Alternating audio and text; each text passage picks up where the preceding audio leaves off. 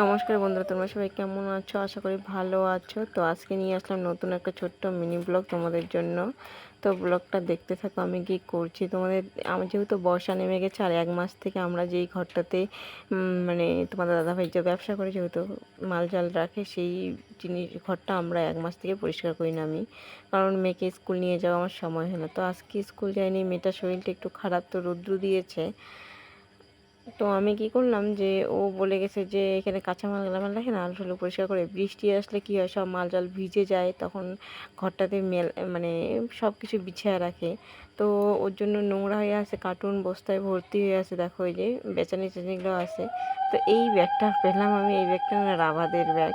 এগুলো কি করে ওরা অনেকই খরচ নিতে আসে, আলু টালু নিয়ে আসে, রাইখা যায়। তো এখানে কার্টুন অনেকগুলো জমা হয়েছে, এগুলো আমি সবগুলো ভাঁজ ভাঁজ করে রেখে দিব, কারণ এগুলা যদি পরে বিক্রি করাও যায়। তো আমাদের তো এখন মানে বিক্রি করিনি, তো এগুলো আমি ভাঁজ করে এক জায়গায় রেখে দিব। আর ঘরটা পরিষ্কার করার, কারণ মাকড়সার জাল আর নোংরা বস্তা টস্তা সবগুলো ভালো করে পরিষ্কার বিছিয়ে রেখে দেবো। আমি মাঝে সাঝে পরিষ্কার করি। আর এখানে দেখো কতগুলো ডালটা আমাদের নষ্ট হয়ে গেছে। নষ্ট হয়নি মানে ওরা বিক্রি করতে নিয়ে যায়নি, ওগুলো এখানে পড়ে আছে প্রায়, মানে অনেক দিন থেকে। লক্ষ্মী পুজোর সময় আনলে, যে কোনো একটা সিজনে আনলে তারপরে আর বিক্রি হয়, পরে এগুলো নষ্ট হয়ে যায়। তো আমি না টিনগুলোতে মাকড়সার জাল আছে, ঘরটা ভালো করে ঝাড় দিই, মাসে মাসে একবার করে পরিষ্কার করি, কিন্তু এই এই মাসে আর পরিষ্কার করা হয়নি, তাই বেশি মাকড়সার জাল হয়েছে। তো আজকে আমি সময় পাইলাম, মানে স্কুল যাইনি যেহেতু, তো আমি বাড়িতেই ছিলাম, তো আমি না পরিষ্কার, তোমার দাদাভাই যেহেতু বললো যে ঘরটা পরিষ্কার করে রেখে দিও, আকাশ খারাপ, বৃষ্টিতে যেহেতু ভিজে যায় তো ওগুলো বিছায় রাখতে হবে। তো ঘরটাতে না ধুলো বালি দেখো কি ময়লা, আমি এটা ঝেড়ে একদম ঝাঁকাঝাঁক পরিষ্কার করে নিয়ে নেব। আর প্রচণ্ড ধুলা উড়াচ্ছে, এটা শুধু আমরা পলিস্টার মানে করিনি, সিমেন্ট দিয়ে শুধু এমনি মানে খসখসে একটা হয় না পাকা, ওই রকম করে ঢালাই করা হয়েছে, ওটা মানে প্লাস্টার করা হয়নি। তো ওই রকম করে রাখা হয়েছে, তার জন্য ধুলোটা প্রচুর পরিমাণে উড়োয়। তো এখানে আমি পরিষ্কার করে ভালো করে ঝাড় দিয়ে বস্তা বিছিয়ে রেখে দেবো, কারণ শুধু এটাতে রাখা যাবে না। এটাতে রাখলে শুধু এটাতে রাখলে না মানে ধুলা মাটি লেগে যাবে, তো ভালো লাগে না। তো এখানে আমরা বাইরে, এটা ঘরে, আর প্রচণ্ড ধুলা আমার নাকে মুখে ঢুকতেছে, কি বলবো। আর যারা মনে হয় যে আমি বাড়িতে কাজ করি না, তাদেরকে বলছি যে সত্যি আমি কাজ করি না, কারণ কি করব, কাজ করে কাজেই তো নাই, কী কাজ করব। তো এটা তো আমাদের টাইম পাস মনে করে এই কাজগুলো। তো আমি এটা পরিষ্কার করে নিচ্ছি। তো ওইদিকে আমাকে কাকি শাশুড়ি ডাকতেছে, একজন আসছে, বলে মাছটা দেবে, যেহেতু আমার কাকা শ্বশুর মাছের ব্যবসা করে, আর কাকা শ্বশুর বাড়িতে নেই, তো আমাকে বলতেছে মাছ কেটে দিতে। আমাকে একটু দাঁড়াও, আমি মানে কাজটা করে নেই। তো এখানে দেখো আমি কতগুলো কার্টুন রেখে সবগুলো বাইরে ফেলায় রাখছি, আর এইগুলো পরিষ্কার করে ভাঁজ ভাঁজ করে একটা বস্তাতে ঢুকে ফেলবো, কারণ এই বস্তাতে না ঢুকেলে না মানে এগুলো নোংরা হয়ে থাকবে, আবার জমা করে রাখবো।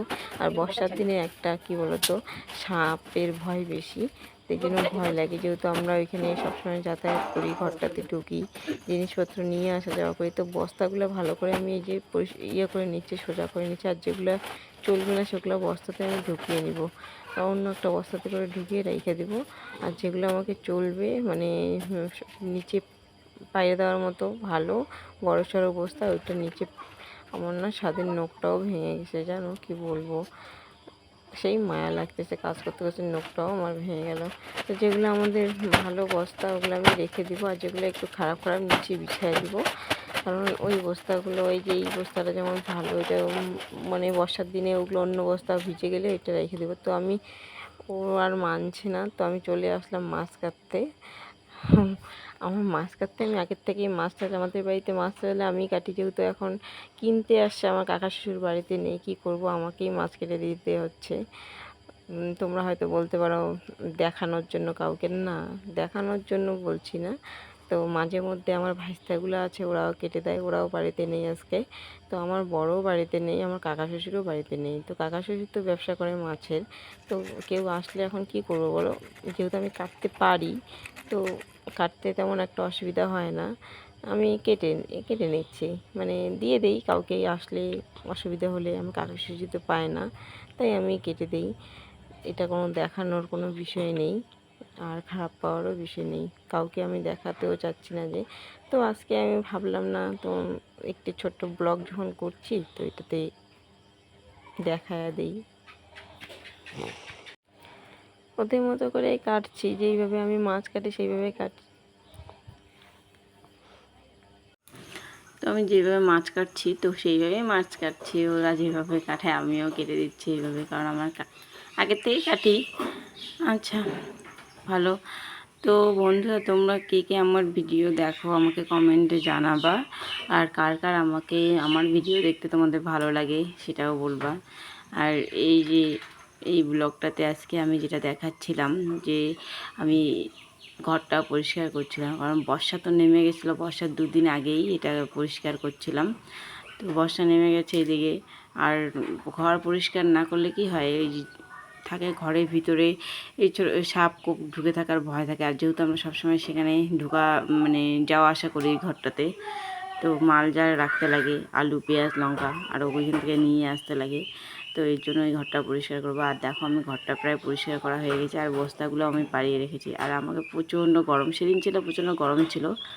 এখন আমি চান করতে যাব, কাজকর্ম সব শেষ। এই যে ঘরটা একদম কমপ্লিট, সুন্দর করে ঝেড়ে মুছে গুছে সব রেখে, মানে মুছি নাই, ঝাড়া মানে সব কিছু পেরে ঠেড়ে পরিষ্কার করে রেখে দিয়েছি। দেখো ভালো লাগছে, এখন একদম পরিষ্কার পরিচ্ছন্ন করে রেখে দিয়েছি। আর এখানে আর মাকড়সার জাল চুলের মধ্যে মাথা টাথা ঘষবো আমি এখন। তো বন্ধুরা সবাই ভালো থেকো, সুস্থ থেকো। আর ভালো লাগলে আমার আমার ভিডিওতে একটা লাইক কমেন্ট শেয়ার করে দিও।